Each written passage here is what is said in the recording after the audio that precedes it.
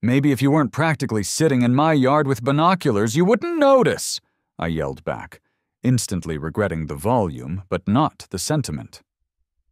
Karen gasped, a hand flying dramatically to her chest. I have never been so insulted, she declared, before retreating into her house with the air of a wronged duchess. A tense silence fell over the barbecue. Mark and Dave exchanged uneasy glances. The sizzle of the burgers suddenly sounded very loud. Well, Mark said finally, I guess the Cold War just went hot. Yeah, I agreed grimly, staring at her closed door. That's it. The gloves are off, diplomacy failed, minor obstructions failed. She insulted my friends, my grilling, and implied my petunia assaulting Smoke was intentional. My mind was racing. This means war. But how? How do you fight maximum nosiness with maximum blockage? It all started, as most neighborhood disputes probably do, with a window. My window, looking out onto my slightly less than manicured backyard, and her window, Karen's window, looking directly back. It was a Saturday morning. Birds were chirping, coffee was brewing, and I was contemplating the existential dread of needing to mow the lawn eventually. That's when I saw her. A shadow behind the net curtains, a distinct human shape. Karen. Now, Karen wasn't exactly a stranger. We lived on one of those streets where everyone knows everyone else's recycling schedule and judges their choice of garden gnomes. Mine, a slightly faded wizard holding a gazing ball, was apparently a point of contention. But this was different. This wasn't a casual glance while retrieving the morning paper. This was surveillance. She was standing just inside her living room, partially hidden, but the angle was unmistakable. She was staring, directly at my house, directly, it felt, at me. Okay, I muttered to my coffee mug. Maybe she's just admiring my weeds. Did a squirrel do something spectacular back there? Steal a tiny car? I squinted. Nope, no squirrel shenanigans. Her focus was laser-like, aimed squarely at my general existence. Creepy? A little, I conceded to the empty kitchen. Annoying? Definitely. Grounds for war? Let's not get ahead of ourselves, Gary. Trying to be neighborly, or perhaps just confirm my sanity, I gave a hesitant little wave. Like, hey, I see you seeing me. Isn't this awkward? No response. The shadow didn't even flinch. Maybe she adjusted the curtain a fraction of an inch, but that could have been the breeze, or my paranoia. Feeling suddenly exposed in my own home, I sidestepped away from the window, the pleasant morning vibe officially punctured. I wish I could say it was a one-off, an anomaly. Maybe she'd mistaken me for a particularly interesting garden statue, but no. Over the next week, the staring became a fixture of my life. Taking out the trash, Karen, at the window.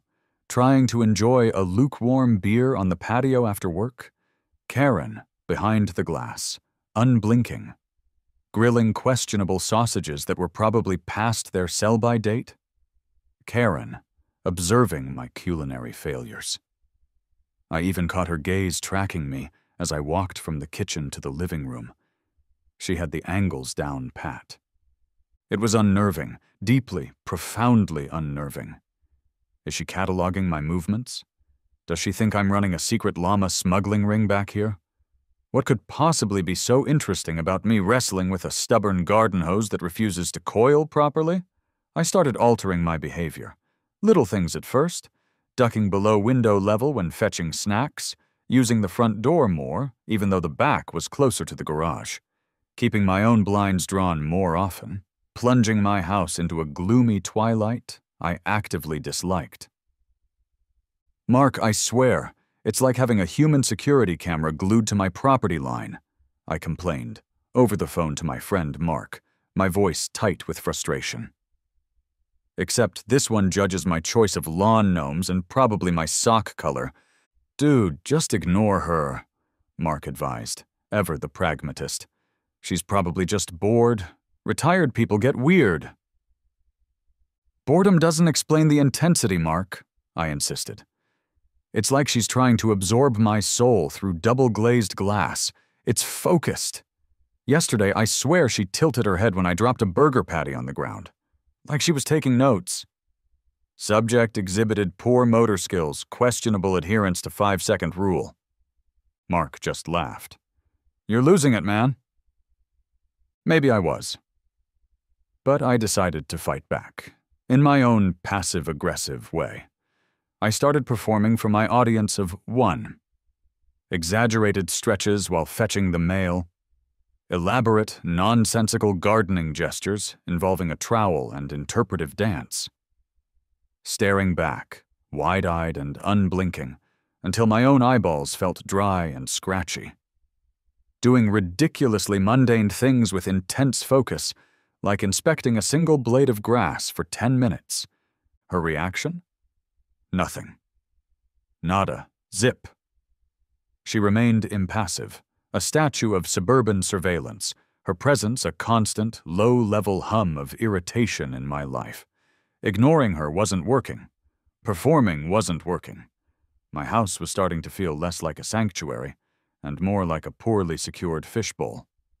Something had to give. I decided direct confrontation was the only option left, bracing myself for peak awkwardness. I caught her one afternoon while we were both pretending to inspect our respective patches of lawn near the property line. Timing is everything in suburban diplomacy. "Morning, Karen," I called over, forcing a brightness I definitely didn't feel. She looked up slowly, her expression as neutral as beige paint. Couldn't help but notice," I began, already regretting this. "You seem to spend a lot of time looking over this way. Everything all right?" I finished with a laugh that sounded suspiciously like a nervous cough. Karen straightened up, brushing imaginary dirt off her pristine gardening gloves. "Just keeping an eye on the neighborhood, Gary," she said, her voice smooth but cool.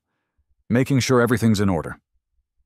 Her eyes flicked pointedly towards a patch of dandelions colonizing my side of the lawn. Ouch! Subtle.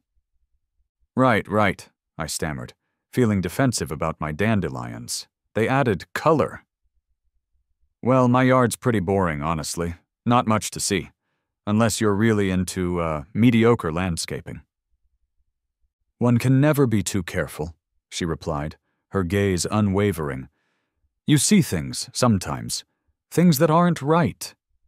Her eyes landed squarely on my slightly rusty, dearly loved barbecue grill. Oh, for crying out loud. My internal monologue screamed. She thinks my Weber kettle is a public nuisance? It's vintage. Outwardly, I just nodded dumbly. "Well, everything's shipshape over here. No international spy rings or anything."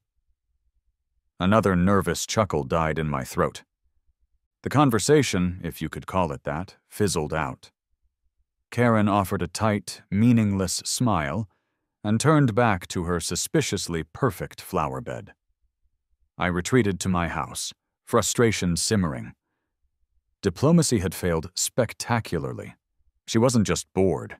She was judging. My lawn, my grill, my very existence seemed to offend her sense of suburban order. If talking wouldn't work, maybe horticulture would. Operation Obscure was officially launched. Phase 1. Plants. Fast-growing, view-blocking plants. I spent an evening hunched over my laptop, researching terms like rapid hedge, privacy screen, and botanical middle finger. "Okay, bamboo," I mused aloud. "Heard that stuff is invasive. Spreads like gossip in this neighborhood. Maybe some Leyland cypress? They look like giant green rockets. Aggressive, I like it, perfect." The next Saturday was spent at the local nursery, loading up my cart with several hopeful-looking cypress saplings. They were small, barely knee-high, but full of potential. The potential to grow tall and dense and finally block Karen's judgmental gaze. I spent the rest of the weekend digging, sweating, and planting, acutely aware of the silent observer in the window next door. Every shovelful of dirt felt like a tiny act of rebellion. "Grow, my leafy shields," I muttered, patting down the soil around the last tree. "Grow and block the gaze of the suburban Sauron." I felt a small, childish sense of triumph. Take that, Karen. Her immediate reaction was, predictably, nothing. But later that day, I swore I saw her standing by her window, holding a small notebook and a pen. Was she timing their growth rate? Documenting my amateur landscaping techniques? The paranoia was back, stronger than ever. Weeks passed. The trees grew, but at a pace that could only be described as glacial. They offered about as much privacy as a chain-link fence. Karen's staring continued unabated, perhaps even more intently now that she had my pathetic horticultural efforts to scrutinize daily. "Plan A is a bust," I grumbled to myself, glaring at the spindly cypresses. These things grow slower than my motivation on a Monday morning. Time for Phase 2, Strategic Obstruction. My next trip was to the hardware store's garden section. I returned with a large, rather ornate, and, if I'm being honest, slightly tacky garden trellis.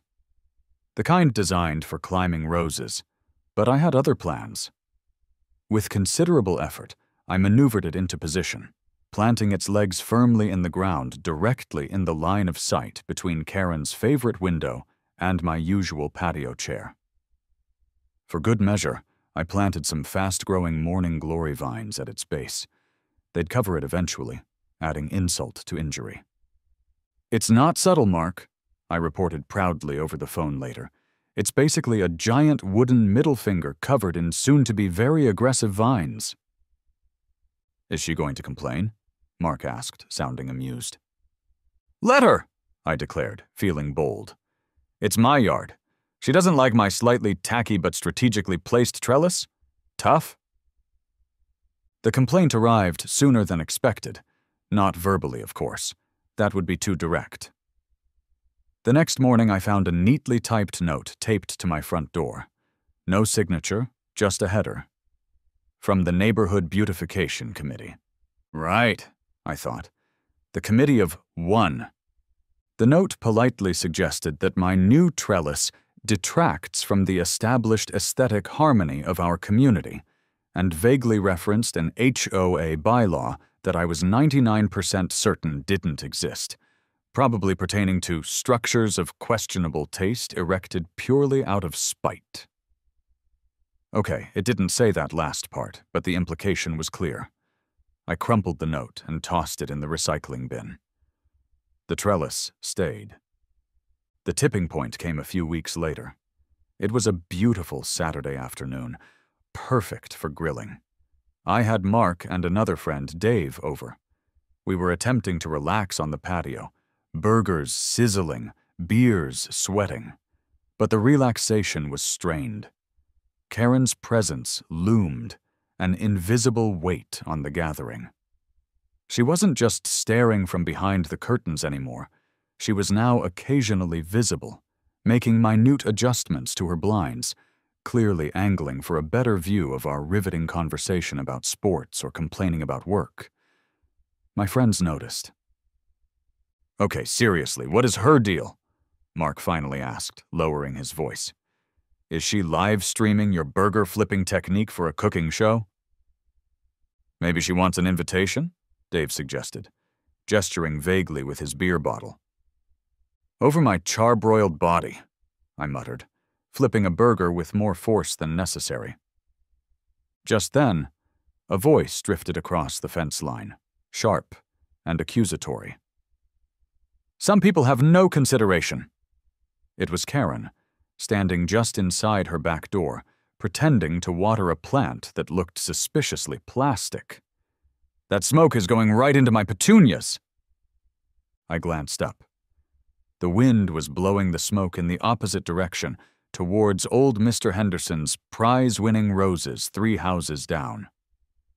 My patience, already worn thinner than cheap paper towels, finally snapped. Maybe if you weren't practically sitting in my yard with binoculars, you wouldn't notice, I yelled back, instantly regretting the volume, but not the sentiment. Karen gasped, a hand flying dramatically to her chest. I have never been so insulted, she declared, before retreating into her house with the air of a wronged duchess. A tense silence fell over the barbecue. Mark and Dave exchanged uneasy glances. The sizzle of the burgers suddenly sounded very loud. Well, Mark said finally, I guess the Cold War just went hot? Yeah, I agreed grimly, staring at her closed door. That's it. The gloves are off, diplomacy failed, minor obstructions failed.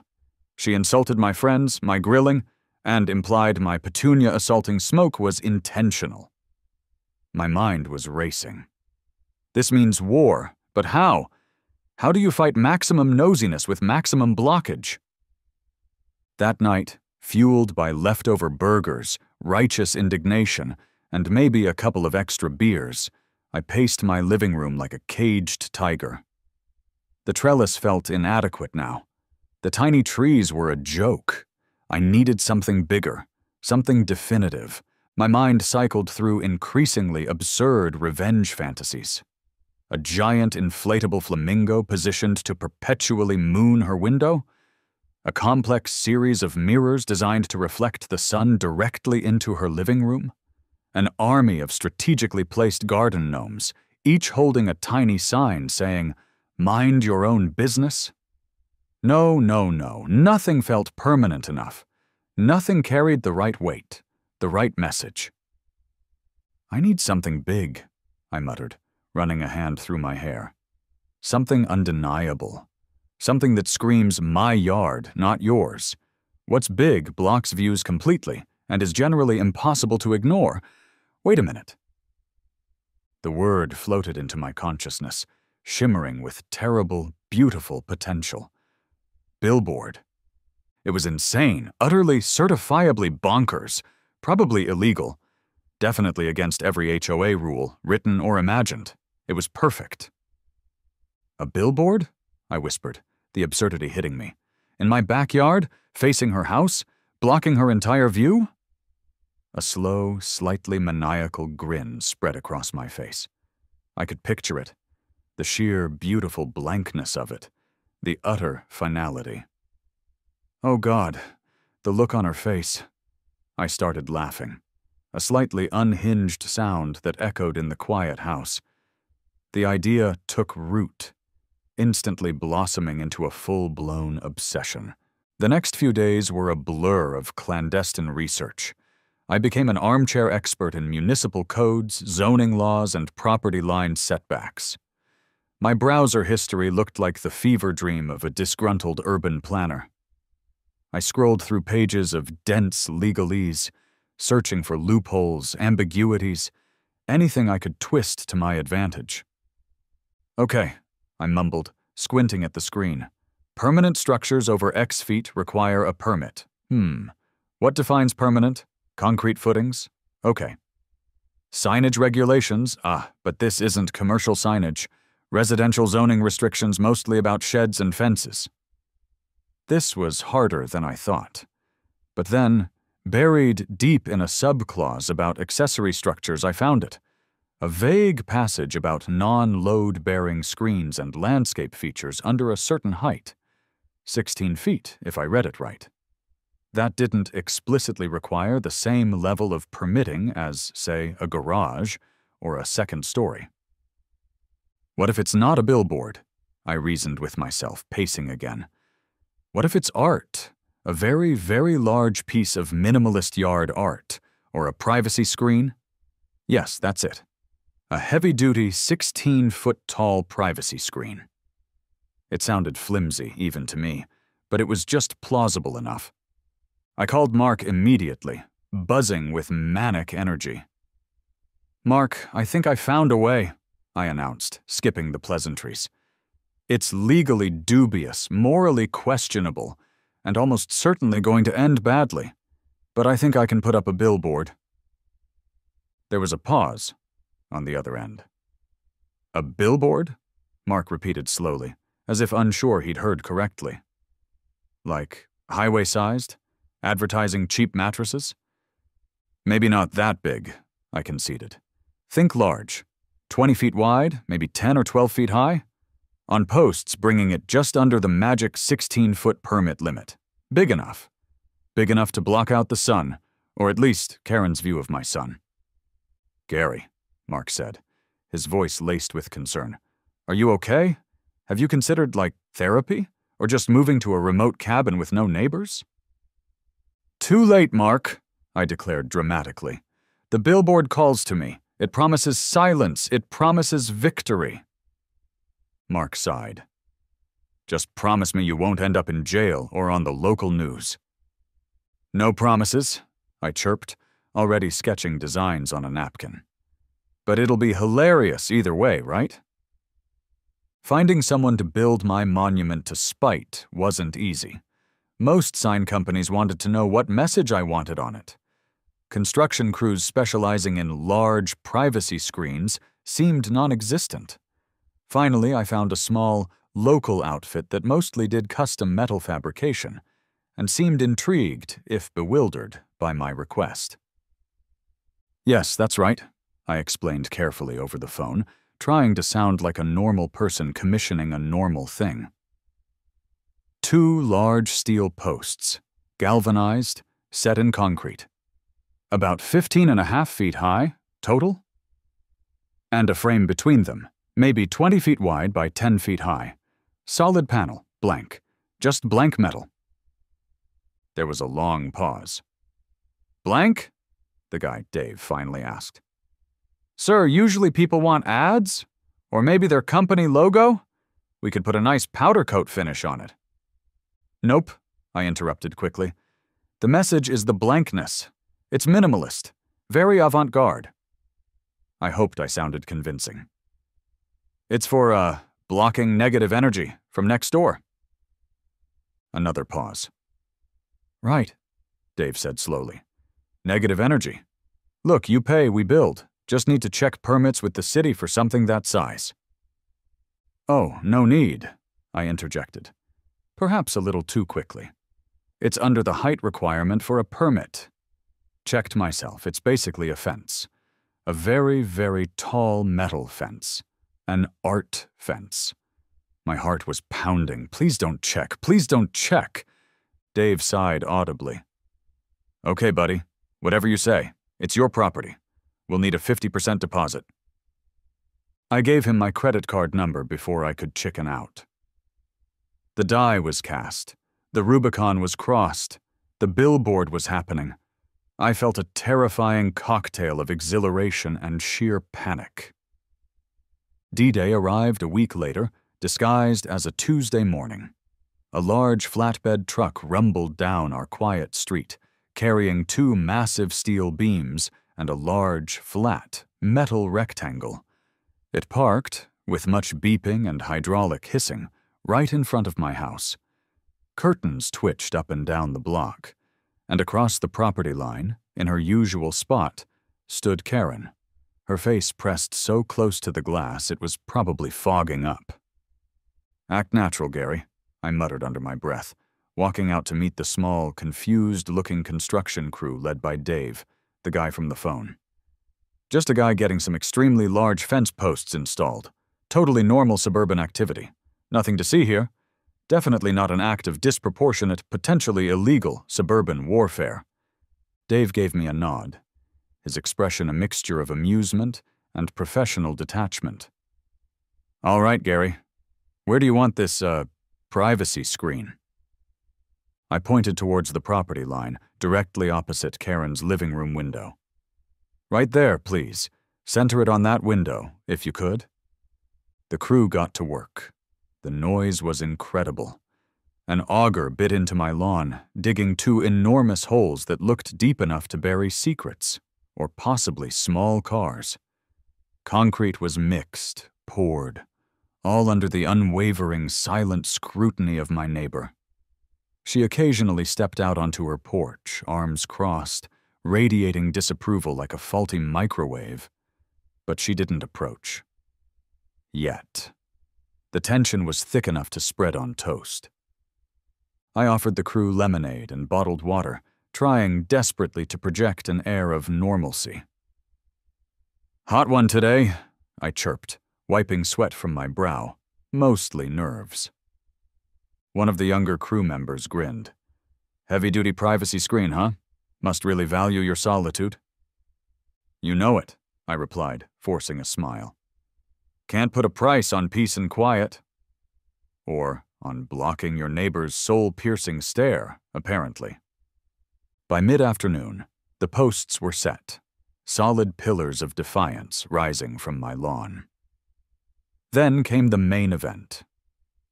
Using ropes and sheer manpower, apparently my art fence didn't warrant a crane, the crew wrestled the massive blank panel into position. It rose slowly, inevitably, a giant metal rectangle ascending against the blue sky. It aligned perfectly with Karen's window. It didn't just block her view of my patio, it obliterated it. It blotted out the sight of my back door, my slightly rusty grill, my questionable lawn. It was magnificent. It was monstrous. It was terrifying. "Oh my God," I breathed, staring up at it. "It's bigger than I imagined. It's beautiful? In a purely spiteful way? What have I done?" The crew secured the final bolts. The clang echoed in the sudden silence. I turned, slowly, towards Karen's house. She was standing on her porch now, no longer behind the glass. Her mouth was hanging open. Her face cycled through a Rolodex of emotions in milliseconds: confusion, disbelief, dawning horror, and finally settling on pure, incandescent rage. Her knuckles were white where she gripped the porch railing. Then came the scream. "Gary, what is that thing?" Her voice cracked the neighborhood quiet like a whip. Heads popped up over fences down the street.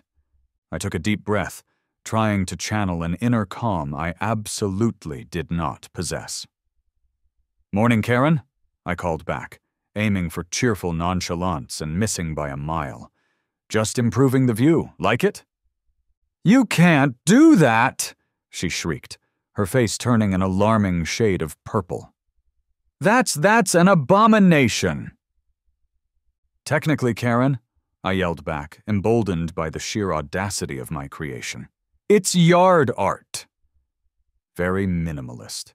Very now. I gave her a weak, shaky thumbs up.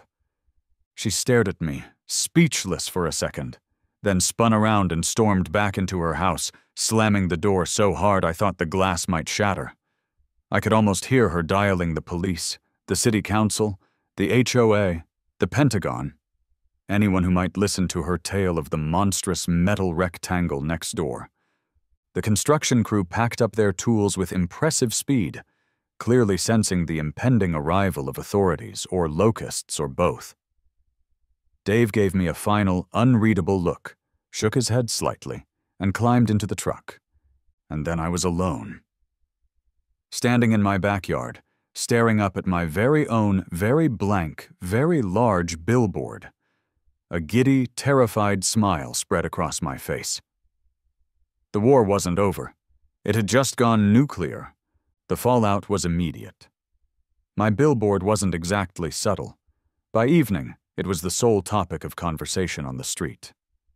Neighbors I hadn't spoken to in years suddenly found reasons to linger by my driveway, craning their necks, pointing, whispering. I caught snippets. "Did you see? Can he even do that? Karen must be livid." Okay, I thought, peeking through my own blinds like a fugitive. Maybe this was slightly more conspicuous than I anticipated. I'm billboard guy now, aren't I? Great, just great. The reactions were mixed. My immediate neighbor to the other side, Bob, a retired plumber with a live-and-let-live attitude, wandered over while pretending to inspect his sprinkler heads. "Gary," he said, a grin spreading across his face, "you absolute madman! What did she finally do to push you over the edge?" On the other end of the spectrum was Brenda from across the street, self-appointed guardian of property values. "Gary, this is an eyesore," she hissed, waylaying me as I tried to retrieve my mail under cover of dusk. "It's lowering property values, mine included. You have to take it down." "It's temporary," I lied, trying to placate her. "Maybe, probably. Just testing the structural integrity." "Is it advertising something?" asked young Timmy from down the block, riding past on his bike for the 5th time. "It's advertising the beauty of blankness, Timmy," I said solemnly. "Very zen." Meanwhile, Karen was a whirlwind of frantic activity. She was constantly on her phone on her porch, pacing, gesturing wildly at the offending metal structure. She shot daggers at me with her eyes whenever I dared show my face. The air between our houses crackled with hostility. The inevitable official visit came the next afternoon. A city code enforcement officer, looking profoundly weary, stood on my doorstep. Karen hovered on the edge of her lawn like a vulture waiting for the kill, practically vibrating with righteous fury. "Here we go," I muttered, grabbing my carefully highlighted printouts of the zoning ordinances I'd practically memorized. "Sir," the officer began, adjusting his clipboard, "we received a complaint about an unpermitted structure exceeding height limitations." "Officer, welcome," I said, pasting on my most reasonable homeowner smile. "Glad you stopped by. See, this isn't a structure in the traditional sense defined by Code Section 4B, subsection C. It's more of a large-scale, vertically oriented privacy installation. Art, really. And as you can see," I brandished my printout, "it's precisely 15 feet, 11 inches high at its apex, well under the 16-foot threshold requiring a variance for non-commercial accessory installations in an R1 zone." I hoped I sounded more confident than I felt. Karen couldn't contain herself. "It's a billboard!" she screeched from her lawn. "He put up a billboard to spite me, because I looked at his ugly grill." The officer sighed, a deep, world-weary sound.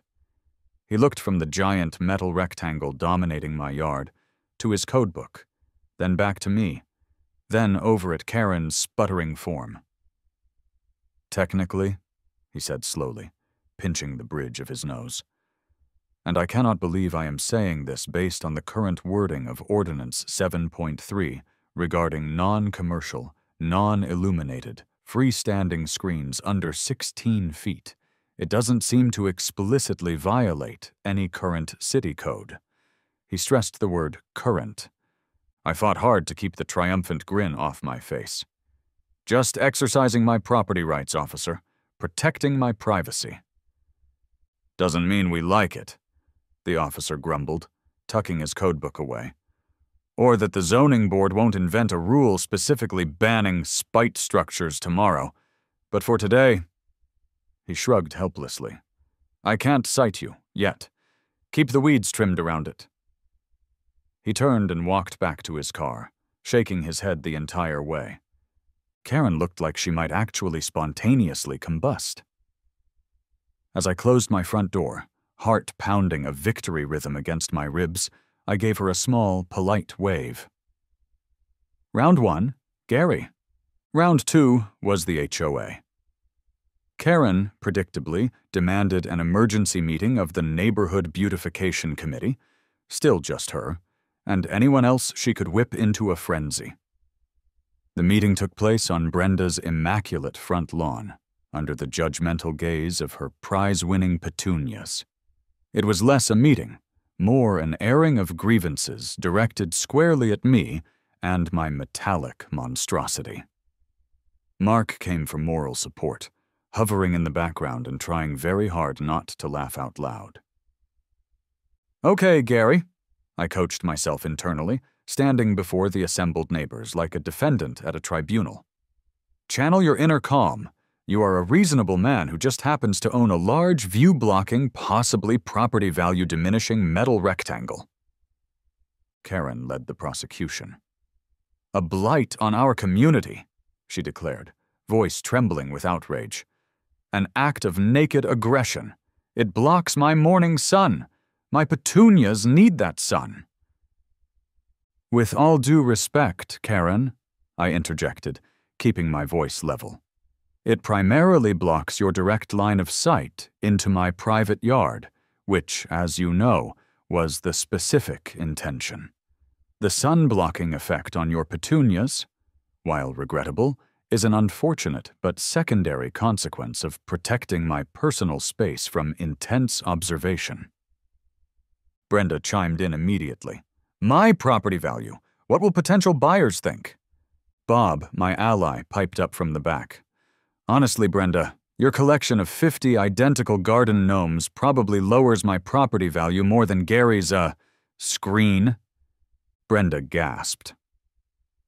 The HOA president, a flustered man named Gerald who clearly hated confrontation, wrung his hands. People, let's remain civil. Let's look at the bylaws, Section 7, subsection B, regarding, aesthetic harmony." "Is aesthetic harmony objectively defined anywhere in those bylaws, Gerald?" I asked innocently. Because personally, I find the Billboard's stark minimalism quite harmonious, very industrial chic. The meeting rapidly devolved from there. Arguments erupted. Sides were taken.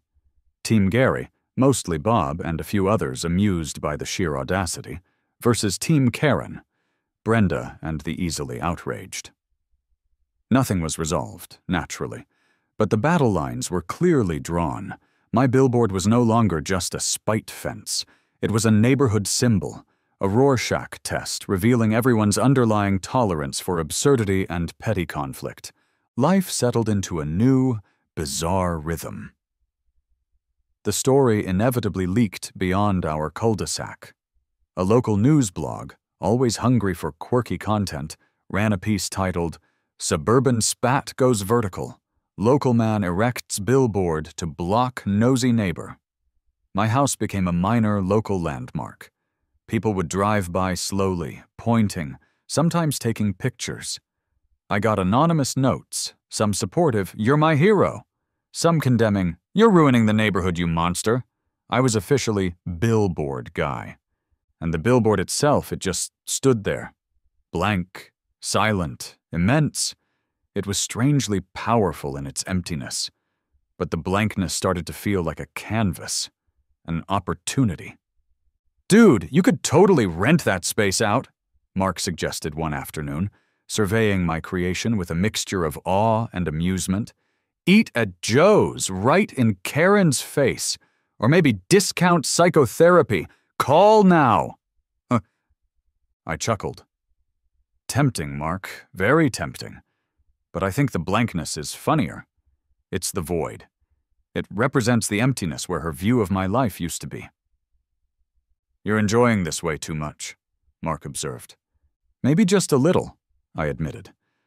The constant low-level hum of Karen's impotent fury emanating from next door was, I had to admit, strangely satisfying. But the blankness was getting boring. So I started small. One day I hung a single, tiny, brightly colored wind chime from the bottom corner. It tinkled mockingly in the breeze.